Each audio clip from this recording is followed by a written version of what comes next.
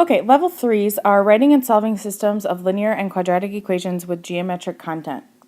In non-math terms, that means taking a story problem, writing an equation, and then using either elimination or substitution to solve for them. So I'm going to take you through two different types of problems. I'll do two examples of one and one example of the other.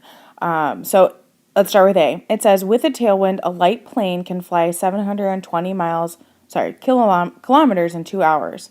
Going against the wind, the plane can fly the same distance in 3 hours.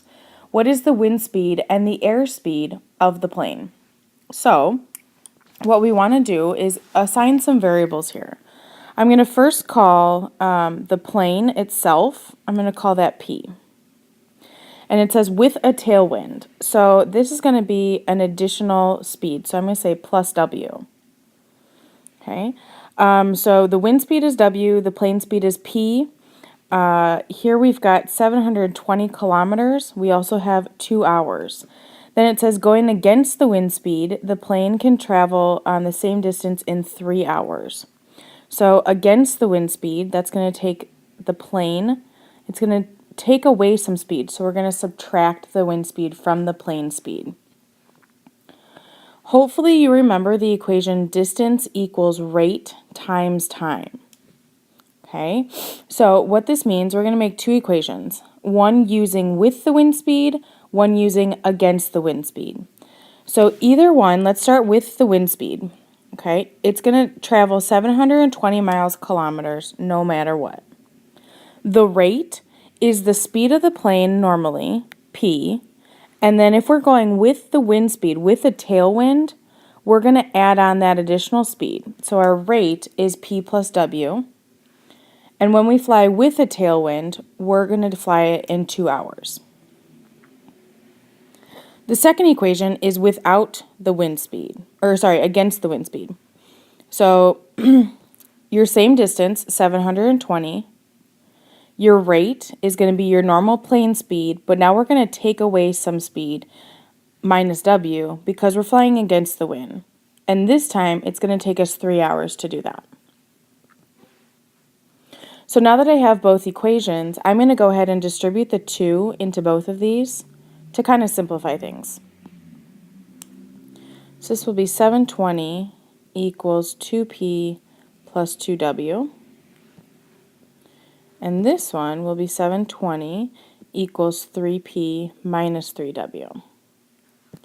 So we've got two equations, two variables. You guessed it, we've got to either use substitution or elimination. So I'm going to move over here and do that. So 720 equals 2P plus 2W. I also have 720 equals 3P minus 3W. So I need to multiply both of them. I'm going to multiply this one by, let's go ahead and eliminate the W. So let's go ahead and multiply this one by 3. Sorry. And this one by 2. So 720 times 2 is 2,160 equals 6P plus 6W. And then we've got 720 times 2 is 1,440 equals 6P minus 6W. So your doubles are now zeros. You've got 12P equals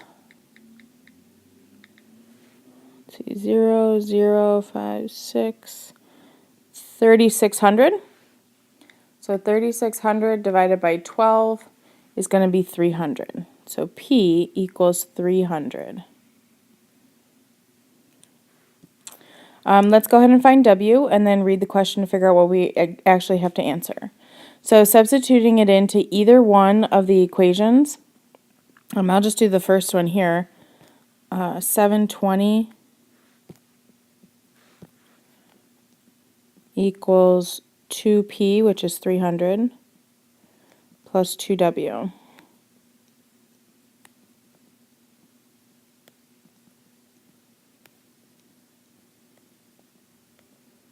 So W equals 60.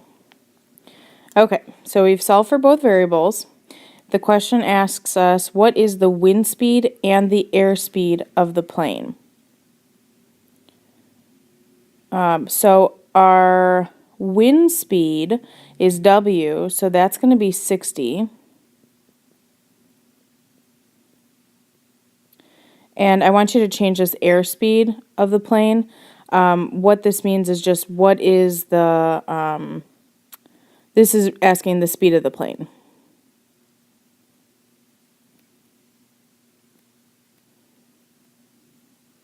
Which is 300. Okay.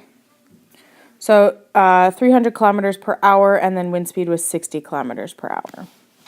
All right, let's go ahead and try B, another one, another example. It says, in a Colorado creek, Daryl can row 24 kilometers downstream in 6 hours.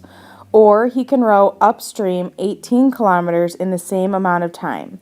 Find the rate he rows in still water. So again, we got to assign some variables. I'm going to pick D for Daryl, and this is Daryl's speed, just on his own.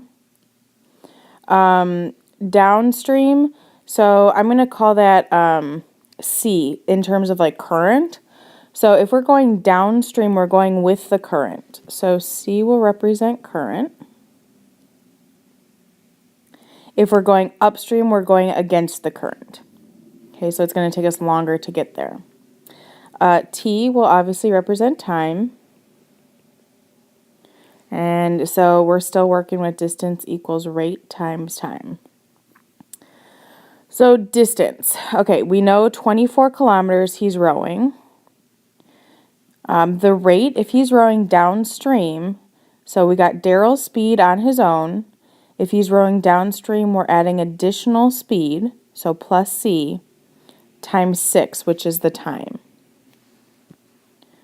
The second equation will be 24, because he's still going the, oh, nope, it says 18, never mind. It says he goes 18 kilometers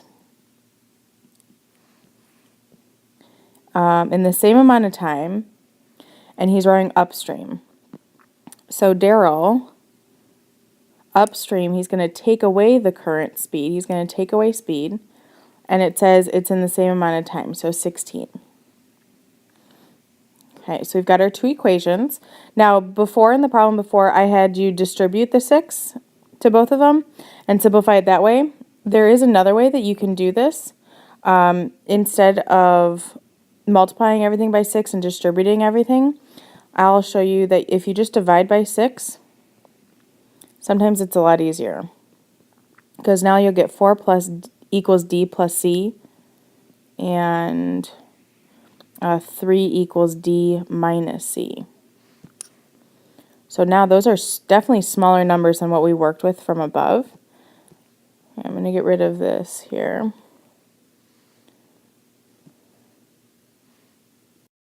So I'll rewrite this. Won't take much room. You got 4 equals D plus C and 3 equals D minus C. So right away I've got my elimination. I've got 7 equals 2D. So divide by 2, divide by 2. D will equal 3.5. So if you remember, D represented Daryl's speed just on his own. No current, no upstream, no downstream. And that is all the question asks us to find. It says, find the rate he rows in still water. So it would be 3.5 kilometers an hour. Okay, last but not least, so that's one type that you'll see. The second type that you'll see is a problem like C. It says, the sophomore class at Elk Grove High School and Rolling Meadows High School planned separate trips to New York City. The senior class at Elk Grove rented and filled 1 van and 6 buses with 372 students. Rolling Meadows rented and filled 4 vans and 12 buses with 780 students. Each van and each bus carried the same amount of students. How many students can a van carry and how many students can a bus carry? So we're going to create 2 equations, one using the Elk Grove data and one using the Rolling Meadows data. I'm going to assign some variables. V is going to equal the van. B will represent buses. So if we're looking at the vans, we have one van, so I'll have 1V plus 6B equals 372. So what this means is 1 times V. V is a number of students that are in a van. B is a number of students that can fit in the bus. So if I multiply the number of students by the number of buses or vans that we have, we'll get the total amount of students that are going on this trip. So that's why we're multiplying 1 times V and 6 times B, equaling the total amount of students that Elk Grove takes. Doing the same thing with Rolling Meadows, if they filled 4 vans, so 4 times V, the number of students in each van, plus 12 times B, the number of students in each bus, that should equal 780. So now it's just a matter of solving by elimination, or with this one, it wouldn't be too bad to solve by substitution. But I'm going to go ahead and solve by elimination, multiplying this first one by -2. So I have -2V minus 12B equals -744. So 2V equals 36, and V will equal 18. So this means that there are 18 students on each van, and then I'm going to go ahead and substitute this in to find the number of kids on each bus, and I'll just use that first equation that we came up with. So 18 plus 6B equals 372. 354. If you divide that by 6, you'll get 59. So 59 students on each bus and 18 students on each van. Okay, go ahead and give them a shot.